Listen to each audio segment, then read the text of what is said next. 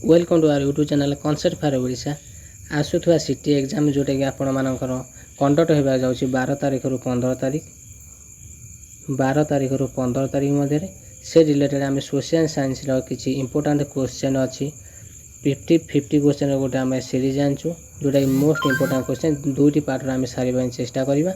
आसतु से क्वेश्चन गुड़िक देखा ता सहित आपड़ी आरआई अमीन एग्जाम तथा एसएसटी जोटा कि आमर एससी एसटी डेवलपमेंट तरफ आसुवा सेवा सेविका जोटा टीचर एग्जाम तापाई आपण मैंने प्रिपेयर ये करेंगे। ता सहित आपण मैंने जब टेलीग्राम में जॉइन होना आम डिस्क्रिप्शन में टेलीग्राम लिंक अच्छी से लिंक जॉइन हो पारे ये पीडीएफ डाउनलोड करने। तो आसन देखिए क्वेश्चन नंबर 1 कौन अच्छी।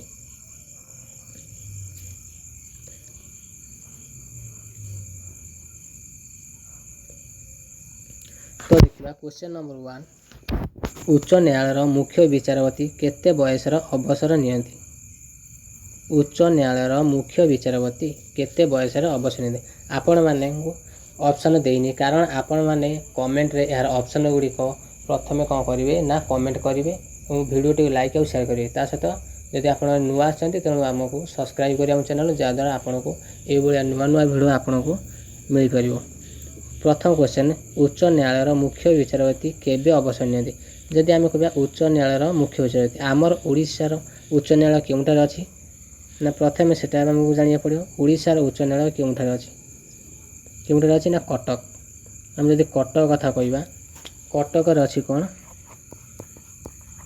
कटक आम उच्च न्यायालय अच्छी जदि आम मुख्य विचारपति जी से 62 एज कौन करती ना अवसर नियंती। जदि आम उच्चतम न्यायालय जोटा कि आमर दिल्ली रे अच्छी उच्चतम न्यायालय जोटा कि आमर सुप्रीम कोर्ट उच्चतम न्यायालय सेमानकर कौन हुए ना सेठारे जो आमर मुख्य विचारपति चीफ जस्टिस 65 एज रे अवसर ग्रहण करती। तो प्रथम क्वेश्चन आप डाउट क्लीयर हो। तो सेकेंड क्वेश्चन देखा तमिलनाडु प्राचीन नाम। जब आम तमिलनाडु कथा कहवा यार प्राचीन नाम कौन अच्छी प्राचीन नाम तमिलनाडु आम जब माड्रास माड्रास कहार ना माड्रास हूँ तमिलनाडु प्राचीन नाम से गुड़ा जब आम ओडिशार पुरातन नाम कथा कहवा कौन कहवा ना उड्र उड्र आसब। सेकेंड रे आसब कोशल कोशल आसब। आम जानते उत्कल यही क्वेश्चन आसपार आपको इजी आसो तीनोटी उत्तर आसला ठीक से भाया। जब क्वेश्चन नंबर 3 कथा आम कहवा क्वेश्चन नंबर 3 कौन अच्छी ना देखो जरूरी कालीन परिस्थिति कहा द्वारा जारी हुए।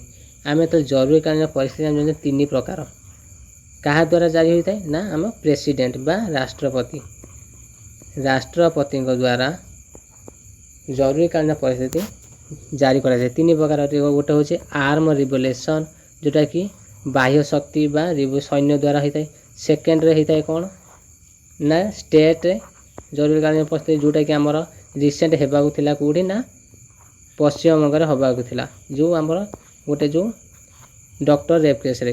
तो थर्ड कथा कहवा जब आमर से थर्ड आसो कौन परिस्थिति ना फाइनेंशियल असिस्टेंस गोटे जरूरी कालीन परिस्थिति होता है। तो आपंकर डाउट क्लीयर हो। तो 4 नंबर क्वेश्चन देखा सर्वबृहत लिखित संविधान के देशर सर्वबृहत लिखित संविधान आपण मैंने कमेंट करूँ सर्वबृहत लिखित संविधान केउं देशर।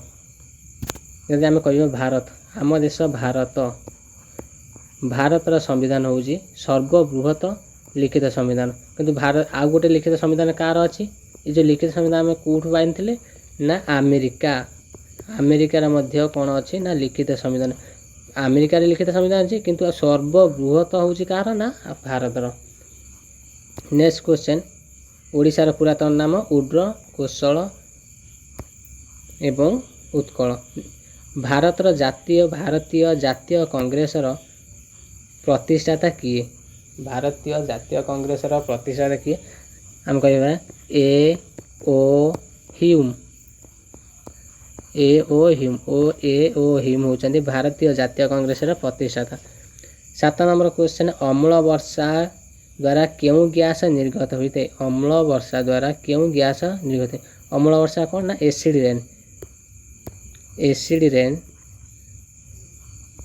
रेन द्वारा क्यों गैस निर्गत है। NO2 नाइट्रोजन ऑक्साइड एवं SO2 सल्फरिक एसिड बा सल्फर ऑक्साइड कहि परिबा। तो nitric acid nitric oxide sulphur oxide. Next question केउठारु खाद्य हजम प्रक्रिया आरंभ जदि खाद्य हजम प्रक्रिया कथा कहबा केउठारु आरंभ होइथाय। खाद्य हजम प्रक्रिया केउठारु आरंभ होइथाय ना हमर पाटी माउथ रु आरंभ होइथाय। गलगंड रोग केउ खाद्य अभाव रु होइथाय। जदि आमे गलगंड रोग कथा कहबा केउ खाद्य अभाव रु होइथाय ना आयोडीन। यार सठिक उत्तर कोन हबो ना आयोडीन आयोडाइन बा आयोडीन आयोडीन अभाव रे कोन होइथाय ना गलगंड रोग होइथाय। नेक्स्ट क्वेश्चन पाउरुटी रे लागुथवा फिंपी एक कोन। जदि आमे पाउरुटी समस्त जानथि पाउरुटी प्रतिदिन सकाळ आपन गाँव पाउरुटी हेतु ए जो पाउरुटी रे गोटे फिंपी लागिथाय एटा काहे कि होइथाय भाई फिंपीटा गोटे कोन पाउरुटी रे लागिथवा फिंपी होउची कोन ना गोटे फंगी हम कहि पारे गोटे फंगस बा फंगी फंगस जिमिति हमर छतु मध्ये हम कहि पारे फंगस हला ओडिया हला कबक बा छतु आम छतु जदि कहबा छतु मध्ये गोटे कोन कबक। नेक्स्ट क्वेश्चन विषुव रेखा केउ दिगरे गति करे। विषुव रेखा केउ दिगरे गति करे। जदि आम रखिबा पृथ्वी को एभलिया विषुव रेखा केउ दिगरे गति करे एटा हला हमर विषुव रेखा। विषुव रेखा केउ दिगरे गति करे। आम डायरेक्शन काटिबा एटा हला पूर्व एटा हला पश्चिम एटा उत्तर एटा दक्षिण पृथ्वी आमर कोण ना एई पटे डायरेक्शन जाए तेणु एटा केउ दिगरे पश्चिम और उत्तर दिगो गति करिवो। तेणु सठिक उत्तर आसीबो कोन ना पश्चिम और उत्तर विषुव रेखा पश्चिम उत्तर दिगरे गति करे।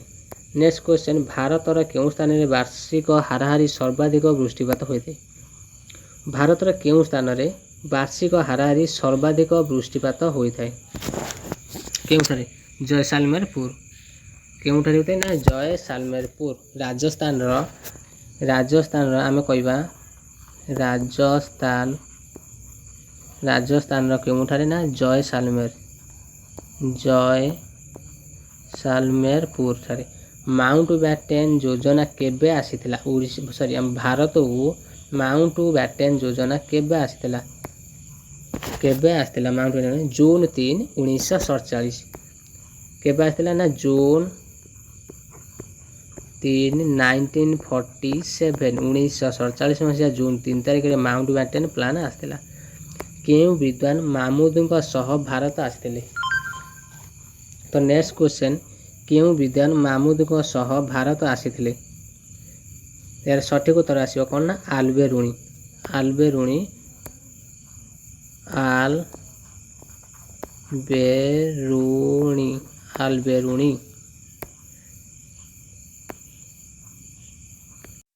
तो आपण मान जदि सब्सक्राइब करनांती बा हम चैनल एबे जॉइन हेले तेबे हम चैनल को निहाती सब्सक्राइब करिवे। दिल्ली रे केउ सुल्तान बा केउ सुल्तान राजत्व समय रे प्रधानमंत्री को कोन बात जते दिल्ली रे सुल्तान राजत्व समय रे जते हम एंशिएंट हिस्ट्री कथा कहबा सेही समय रे कोन करा होतला ना प्रधानमंत्री को कोन करा देला वाजिर प्रधानमंत्री को वाजिर कुआ जाउतला प्रधानमंत्री को वाजिर होता। तृतीय पानीपत युद्ध केबे होइथिला जदि आम प्रथम पानीपत युद्ध कहबा केबे थिला ना 1526 मसीह रे सेकेंड पानीपत हेतिला 1556 मसीह रे ते तृतीय पानीपत युद्ध हेतिला केबे ना 1761 मसीह रे। तार करेक्ट आंसर हम 1761 मसीह रे। नेक्स्ट क्वेश्चन आकबरक रक्षणाबेक्षण दायित्व किए नेइथिले। तो आकबरक रक्षणाबेक्षण दायित्व किए नेइथिले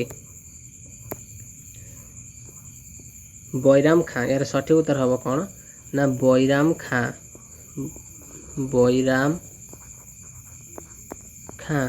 हलदी घाट युद्ध रे किए परास्त होइथिले राणा प्रताप यार सठिक उत्तर हम कि ना राणा प्रताप यार सठिक उत्तर ହଳଦୀଘାଟ ଯୁଦ୍ଧରେ କିଏ ପରାସ୍ତ ଥିଲେ? ରାଣା ପ୍ରତାପ। ଏବଂ କେତେ ମସିହାରେ ହେଇଥିଲା ଏଟା? 1576 ମସିହାରେ ଏ ଯୁଦ୍ଧ ହୋଇଥିଲା। ପରାସ୍ତ ଥିଲେ କିଏ? ରାଣା ପ୍ରତାପ। ତ ନେକ୍ସଟ କ୍ୱେଶ୍ଚନ୍, ଜାହାଙ୍ଗୀରଙ୍କ ପତ୍ନୀଙ୍କ ନାମ। ଯଦି ଆମେ ଜାହାଙ୍ଗୀରଙ୍କ ପତ୍ନୀଙ୍କ ନାମ କହିବା କ'ଣ ନା ନୁରଜାହାନ। ଜାହାଙ୍ଗୀର ହେବ ନୁର ଜାହାନ। ଜାହାଙ୍ଗୀରଙ୍କ ପତ୍ନୀଙ୍କ ନାମ ନୁରଜାହାନ। ଜାହାଙ୍ଗୀରଙ୍କ ପତ୍ନୀଙ୍କ ନାମ ହେଉଛି Nurjahan. Next question 20 number question, ମୟୂର ସିଂହାସନ କିଏ ଆହରଣ କରିଥିଲେ? ମୟୂର ସିଂହାସନ କିଏ ଆହରଣ କରିଥିଲେ? ଏହାର ସଠିକ ଉତ୍ତର କ'ଣ? ଶାହାଜାହାନ। ଶାହାଜାହାନ। ତ ନେକ୍ସଟ କ୍ୱେଶ୍ଚନ୍, ବୈଦିକ ସମାଜର ମେରୁଦଣ୍ଡ କିଏ? ବୈଦିକ ସମାଜର ମେରୁଦଣ୍ଡ ହେଉଛି କିଏ? ପରିବାର। ପରିବାର। ଗୌତମ ବୁଦ୍ଧ କେଉଁଠାରେ ଜ୍ଞାନ ପ୍ରାପ୍ତ କରିଥିଲେ? ନେକ୍ସଟ କ୍ୱେଶ୍ଚନ୍, ଗୌତମ ବୁଦ୍ଧ କେଉଁଠାରେ ଜ୍ଞାନ ପ୍ରାପ୍ତ କରିଥିଲେ? ଏହାର କରେକ୍ଟ ଆନ୍ସର ଆପଣମାନେ କମେଣ୍ଟ କରନ୍ତୁ। ଗୌତମ ବୁଦ୍ଧ କେଉଁଠାରେ ଜ୍ଞାନ ପ୍ରାପ୍ତ କରିଥିଲେ? ତ ଏହାର ସଠିକ ଉତ୍ତର ହେଉଛି ବୋଧଗୟା।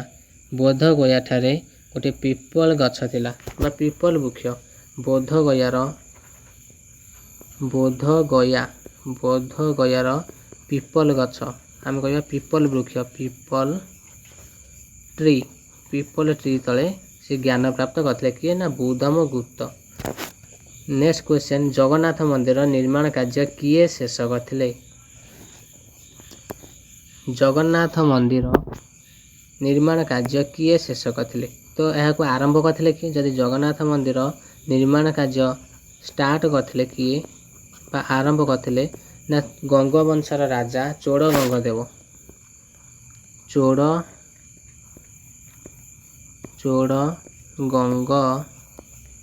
ଚୋଡ଼ଗଙ୍ଗଦେବ। ତେବେ ଏହାକୁ ଶେଷ କରିଥିଲେ କିଏ ନା ଦ୍ୱିତୀୟ ସେକେଣ୍ଡ ଅନନ୍ତ ବର୍ମନ ଦେବ। ଦ୍ୱିତୀୟ ଅନଙ୍ଗ ବର୍ମନ ଦେବ। ଅନଙ୍ଗ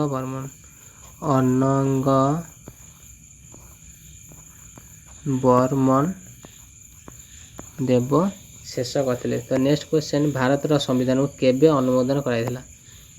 ଭାରତର ସମ୍ବିଧାନକୁ କେବେ ଅନୁମୋଦନ କରାଯାଇଥିଲା? 1949 ମସିହା ନଭେମ୍ବର 26 ତାରିଖ। ନଭେମ୍ବର 26 ନଭେମ୍ବର 1949 ମସିହାରେ ଭାରତର ସମ୍ବିଧାନକୁ ଅନୁମୋଦନ କରାଯାଇଥିଲା। କୁତୁବୁଦ୍ଦିନ ଆଇବକ କେଉଁ ବଂଶର ପ୍ରତିଷ୍ଠାତା? ତ ନେକ୍ସଟ କ୍ୱେଶ୍ଚନ୍, କୁତୁବୁଦ୍ଦିନ ଆଇବକ କେଉଁ ବଂଶର ପ୍ରତିଷ୍ଠାତା?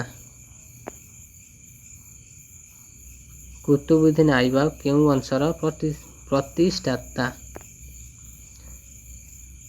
ଦାସ ବଂଶ। ତାର ଏର କରେକ୍ଟ ଆନ୍ସର ହେଉଛି କ'ଣ? ଦାସ ବଂଶ। ତ ନେକ୍ସଟ କ୍ୱେଶ୍ଚନ୍, ଓଡ଼ିଶାର ତହସିଲ ସଂଖ୍ୟା କେତେ? ଓଡ଼ିଶାର ତହସିଲ ସଂଖ୍ୟା କେତେ? ଯଦି ଆମେ ଓଡ଼ିଶାର ତହସିଲ ସଂଖ୍ୟା କଥା କହିବା କେତେ ନା 317। ଯଦି ବ୍ଲକ ସଂଖ୍ୟା ଆମେ କହିବା ଓଡ଼ିଶାର ବ୍ଲକ ସଂଖ୍ୟା ହେଉଛି 314। ତ ରାଜ୍ୟପାଳଙ୍କୁ ଶପଥ ଗ୍ରହଣ କିଏ କରାନ୍ତି? ବା ରାଜ୍ୟପାଳଙ୍କୁ ଶପଥ ଗ୍ରହଣ କିଏ କରାନ୍ତି? ରାଷ୍ଟ୍ରପତି। ଦୁଇଟି ଅପସନ୍ ଆପଣଙ୍କୁ ଦେଇପାରିବି ମୁଁ। ଗୋଟେ ହେଉଛି ରାଷ୍ଟ୍ରପତି ନା ସେକେଣ୍ଡରେ ହେଉଛନ୍ତି ରାଜ୍ୟର ଉଚ୍ଚ ନ୍ୟାୟାଳୟର ମୁଖ୍ୟ ବିଚାରପତି। କିଏ ହେବ? ତ ଏହାର କରେକ୍ଟ ଆନ୍ସର ହେବ ରାଜ୍ୟର ଉଚ୍ଚ ନ୍ୟାୟାଳୟର ମୁଖ୍ୟ ବିଚାରପତି ଶପଥ ଗ୍ରହଣ କରନ୍ତି। କିନ୍ତୁ ନିଯୁକ୍ତି ଦେଇଥାନ୍ତି ରାଷ୍ଟ୍ରପତି। ରାଷ୍ଟ୍ରପତି ରାଜ୍ୟପାଳଙ୍କୁ ନିଯୁକ୍ତି କରନ୍ତି କିନ୍ତୁ ଶପଥ ଗ୍ରହଣ କରନ୍ତି ରାଜ୍ୟର ଉଚ୍ଚ ନ୍ୟାୟାଳୟର ମୁଖ୍ୟ ବିଚାରପତି। ତ ନେକ୍ସଟ କ୍ୱେଶ୍ଚନ୍, ଭାରତର ମୌଳିକ ଅଧିକାର କେତୋଟି ଅଛି? ଭାରତର ମୌଳିକ ଅଧିକାର କେତୋଟି ଅଛି? ଆମେ ଜାଣିଛନ୍ତି ଭାରତରେ ମୌଳିକ ଅଧିକାର ଅଛି କେତୋଟି ନା 6ଟି। ପୂର୍ବରୁ 7ଟି ଥିଲା, ଗୋଟିଏ ହଟିଗଲା କେବେ ନା 42ତମ ସମ୍ବିଧାନ ସଂଶୋଧନ ଆଇନରେ ଗୋଟିଏ କ'ଣ ହେଲା ନା ଯେଉଁଟାକି ଆମର ଥିଲା ଶିକ୍ଷା ଅଧିକାର। ଶିକ୍ଷାଗତ ଅଧିକାରଟା କଟିଗଲା ଯାହାଫଳରେ କି 6ଟି ଅଧିକାର ରହିଛି। ନେକ୍ସଟ କ୍ୱେଶ୍ଚନ୍, ନଅଙ୍କ ଦୁର୍ଭିକ୍ଷ କେବେ ହୋଇଥିଲା? ନଅଙ୍କ ଦୁର୍ଭିକ୍ଷ କେବେ ହେଇଥିଲା ନା 1866 ମସିହାରେ ନଅଙ୍କ ଦୁର୍ଭିକ୍ଷ ହୋଇଥିଲା। ଏଠାରେ କିଏ ଥିଲେ ନା ଜେନେରାଲ ଡାୟାର। ଜେନେରାଲ 9/2/1866 ରହିଥିଲା। ତ ନେକ୍ସଟ କ୍ୱେଶ୍ଚନ୍ ସମାନତା ଅଧିକାର କେଉଁ ଧାରାରେ ଅଛି? ଯେଉଁ ଆମର 6ଟି ଅଧିକାର ଅଛି ତା ଭିତରୁ ସମାନତାର ଅଧିକାର କେଉଁ ଧାରାରେ ଅଛି ନା ଧାରା 14ରୁ 18 ଧାରାରେ ସମାନତା ଅଧିକାର ରହିଛି। ଠିକ୍ ସେଇଭଳିଆ ଓଡ଼ିଶାରୁ ରାଜ୍ୟସଭାକୁ କେତେଜଣ ନିର୍ବାଚିତ ହୋଇଥାନ୍ତି? ଓଡ଼ିଶାରୁ ରାଜ୍ୟସଭାକୁ କେତେଜଣ ନିର୍ବାଚିତ ହୋଇଥାନ୍ତି? ତ ଓଡ଼ିଶାରୁ କେତେଜଣ ନିର୍ବାଚିତ? ଆମେ ଜାଣିଛନ୍ତି ଆମର ଏଇଥର କ'ଣ ହେଇଥିଲା ନା ଓଡ଼ିଶାରେ ଇଲେକ୍ସନ୍ ହୋଇଥିଲା। କେତେଜଣ ଆମ ରାଜ୍ୟସଭା ଯାଇଛନ୍ତି ନା 10 ଜଣ। 10 ଜଣ ଓଡ଼ିଶାରୁ ରାଜ୍ୟସଭାକୁ ନିର୍ବାଚିତ ହୋଇଛନ୍ତି 10 ଜଣ। ଯଦି ଆମେ ରାଜ୍ୟସଭା 10 ଜଣ ଅଛନ୍ତି ତେବେ ଲୋକସଭା, ଆମେ ଯଦି ଲୋକସଭା କଥା କହିବା ଲୋକସଭାକୁ କେତେ ଜଣ ଯାଆନ୍ତି? 21 ଜଣ। କାହିଁକିନା ଆମର 21ଟି ସିଟ୍ ଥିଲା ଲୋକସଭାରେ, ଯେଉଁଟାକି କିଏ ଜିତି ନେଇଥିଲା ନା ଆମର ବିଜେପି। ତ ନେକ୍ସଟ ସମ୍ବିଧାନର ରକ୍ଷକ କିଏ?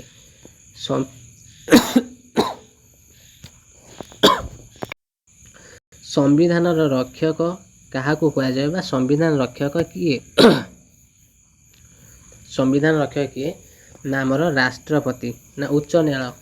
ରାଷ୍ଟ୍ରପତି ଅପସନ୍ 1 ଦେଉଛି ଆପଣଙ୍କୁ ରାଷ୍ଟ୍ରପତି, ସେକେଣ୍ଡ ରହୁଛି ଉଚ୍ଚତମ ନ୍ୟାୟାଳୟ ବା ସୁପ୍ରିମକୋର୍ଟ। ଏହାର କରେକ୍ଟ ଆନ୍ସରଟି ଆପଣମାନେ କମେଣ୍ଟ ବକ୍ସରେ କମେଣ୍ଟ କରିବେ।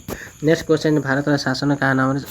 ଭାରତର ଶାସନ ରାଷ୍ଟ୍ରପତିଙ୍କ ନାମରେ ଚାଲେ। ସେ ହେଉଛନ୍ତି କ'ଣ ନା ନାମକୁ ମାତ୍ର ଶାସନ ମୁଖ୍ୟ। କିଏ ନା ରାଷ୍ଟ୍ରପତି। ରାଷ୍ଟ୍ରପତି ହେଉଛନ୍ତି ଭାରତର ଶାସନ ମୁଖ୍ୟ ବା ଭାରତର ଶାସନ ରାଷ୍ଟ୍ରପତିଙ୍କ ନାମରେ ଚାଲେ। ସେ ହେଉଛନ୍ତି ନାମ ମାତ୍ର ମୁଖ୍ୟ, କିନ୍ତୁ ପ୍ରମୁଖ ହେଉଛନ୍ତି ଆମର ପ୍ରଧାନମନ୍ତ୍ରୀ। ମୃତ୍ତିକା ଗଠନର କାରକ କ'ଣ କ'ଣ? ଆମେ ଯଦି ମୃତ୍ତିକା ଗଠନର କାରକ କଥା କହିବା ଆପଣଙ୍କୁ 4ଟି ଅପସନ୍ ଦେଇଥିବ, ତା ଯୋଉ ଗୋଟେ ପଛରେ କେଉଁଟି ନୁହେଁ। ତେଣୁ ଆମେ ଦେଖିବା ଏହାର କାରକ ଗୁଡ଼ିକ କ'ଣ କ'ଣ ପ୍ରଥମେ ଦେଖିନେବା। ପ୍ରଥମ ହେଉଛି ଶିଳା। ପ୍ରଥମ ଆସିବ ଶିଳା, ସେକେଣ୍ଡ ଆସିବ ଜଳବାୟୁ, ଥାର୍ଡ ଆସିବ ଉଦ୍ଭିଦ ଓ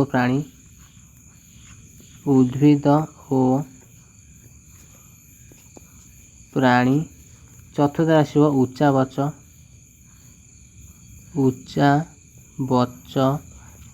ଫୋର୍ଥ ଆସିବ ସମୟ। ତ ଏଇଗୁଡ଼ା ହେଉଛି ଆମର କ'ଣ ନା ମୃତ୍ତିକା ଗଠନର କାରକ। ଗୋଟେ ହେଉଛି ଶିଳା, ସେକେଣ୍ଡ ହେଉଛି ଜଳବାୟୁ, ତାର ଉଦ୍ଭିଦ ଓ ପ୍ରାଣୀ, ଫୋର୍ଥ ହେଉଛି ଉଚ୍ଚାବଚ, 5 ହେଉଛି ସମୟ। ତ ଏଇ 5ଟି ଆପଣମାନେ ମନେ ରଖିବେ, କାହିଁକିନା ଏଇ 5ଟିରୁ ଗୋଟେ ପଚାରିଥିବ କେଉଁଠୁ ନୁହେଁ ବା ଏ ଭିତରୁ କେଉଁଠି। ବାଲୁକା ପ୍ରସ୍ତର କେଉଁ ଶିଳାର ଉଦାହରଣ? ଯଦି ଶିଳା ଆମେ 3 ପ୍ରକାର ଶିଳା ଆମର ଅଛି। ଗୋଟେ ହେଉଛି ଅବକ୍ଷିପ୍ତ ଶିଳା,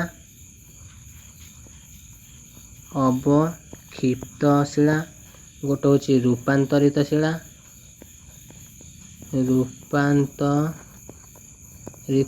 ଆଉ ଗୋଟେ ହେଉଛି ଆଗ୍ନେୟ ଶିଳା।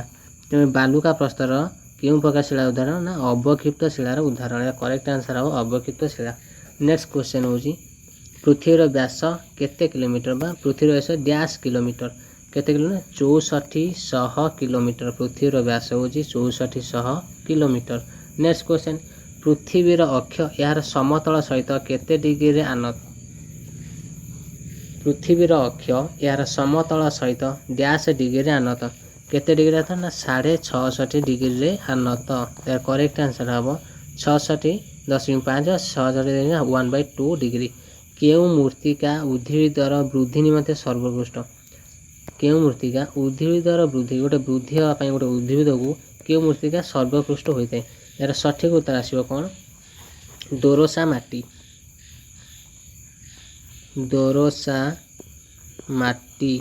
ଦୋରସା ମାଟିରେ ଯେଉଁ ଗଛ ଲଗାଇଲେ ସେ ଗଛଟି ଶୀଘ୍ର ବୃଦ୍ଧି ହୋଇଥାଏ। ପୃଥିବୀ 24 ଘଣ୍ଟାରେ କେତେ ଡିଗ୍ରୀ ଆବର୍ତ୍ତନ କରେ? ଯଦି 24 ଘଣ୍ଟାରେ ଗୋଟେ ପୃଥିବୀ କ'ଣ କରିଥାଏ କେତେ ଡିଗ୍ରୀ ଆବର୍ତ୍ତନ କରେ? ଯଦି ଆମେ ପୃଥିବୀକୁ କହିବା ପୃଥିବୀ କେତେ ଡିଗ୍ରୀ 24 ଘଣ୍ଟାରେ ସେ 360। ଆମେ ଯଦି ଘଣ୍ଟା କଥା କହିବା ଘଣ୍ଟାଟି 24 ଘଣ୍ଟାରେ କେତେ ଡିଗ୍ରୀ ବୁଲେ ନା 360 ବୁଲେ। ଠିକ୍ ସେଇଭଳିଆ ପୃଥିବୀ ମଧ୍ୟ 360 ଡିଗ୍ରୀ ଆବର୍ତ୍ତନ କରେ। ନେକ୍ସଟ କ୍ୱେଶ୍ଚନ୍ ଋତୁ ପରିବର୍ତ୍ତନ ପାଇଁ କେଉଁ ଗତି ଆବଶ୍ୟକ? ऋतु परिवर्तन पाई आम गति दुई प्रकार गोटे हूँ आम आवर्तन गति नेक्स्ट हूँ परिक्रमण गति ऋतु परिवर्तन पाई परिक्रमण आवर्तन जो कौन होता है ना दिन आउ राति संगठित होता है कहाँपाई ना आवर्तन गति जो किंतु ऋतु परिवर्तनटा परिक्रमण गति जो संभव होता है। तो नेक्स्ट क्वेश्चन 1 डिग्री दार्घ्यमा आवर्तन पाई पृथ्वी को डैश समय लगे 1 डिग्री दार्घ्यमा आवर्तन पाई पृथ्वी को डैश समय लगे। तो यार करेक्ट आंसर होची 4 डिग्री समय लगे। पृथ्वी को केते डिग्री समय लगे 4 मिनिट समय लगे 4 मिनिट समय लगे। पवन दिग क्यों जंत्र साहाय्य निर्णय करा पवन दिग जदि आम पवन दिग कथा कहबा एटा हला कोन ना विंड भैन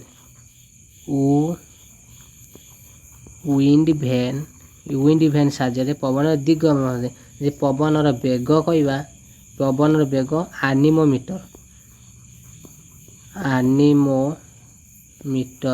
आनिमोमीटर साहाय्य निर्णय कर। मेघ केउ मंडल रे सृष्टि होइथाय मेघ आम जब मंडल कहबा आम गोटे ट्रोपोस्फियर तापर स्ट्राटोस्फियर तापर मेसोस्फियर तापर आयोनोस्फियर तापर एक्सोस्फियर। तो आम जानिया मेघ मंडल बा मेघ केउ मंडल सृष्टि ना ट्रोपोस्फियर जोटा कि आमर 0 ରୁ 8 किलोमीटर पर्यंत अवस्थित। वायुमंडल रे आर्गन परिमाण केते वायुमंडल रे आर्गन परिमाण केते अछि जब हम वायुमंडल कथा कहबा आर्गन परिमाण होची 0.93%। जनसंख्या देशर समुदाय क्षेत्रफल डैश भाग भूमि अरण्य रहिबा आवश्यक। देशर समुदाय क्षेत्रर डैश भाग भूमि अरण्य रहिबा आवश्यक केते ना 1/3 भाग भूमि रहिबा आवश्यक। तो यही नुआ नुआ वीडियो देखा आम चैनल सब्सक्राइब करें। रोज जगन्नाथ आसंता वीडियो को आपको मैथमेटिक्स गोटे इंपोर्टाट सीरीज जानापी आम चेष्टा कर। तो रोज नमस्कार।